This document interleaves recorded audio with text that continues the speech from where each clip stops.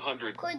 This is an Alberta like emergency alert. No. Alberta RCMP has issued an interprovincial Amber Alert.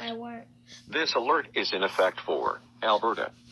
In support of Amber Alert issued in Fort St. John, BC, and at request of RCMP and BC, information issued on March 26th is as follows. At 11 a.m., March 24th, 4-year-old Liam Bellamy and 10-month-old Myra Bellamy were abducted from their home in Fort St. John, BC. Liam Bellamy has dark brown-black hair, brown eyes, approximately 4 feet tall.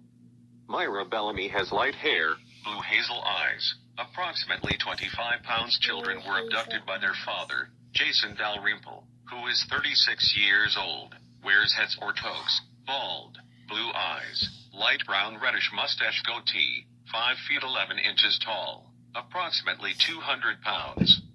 Jason Dalrymple is traveling with mother Dawn Bellamy in a 2004 olive green Jeep Grand Cherokee, BC license plate, HT184A.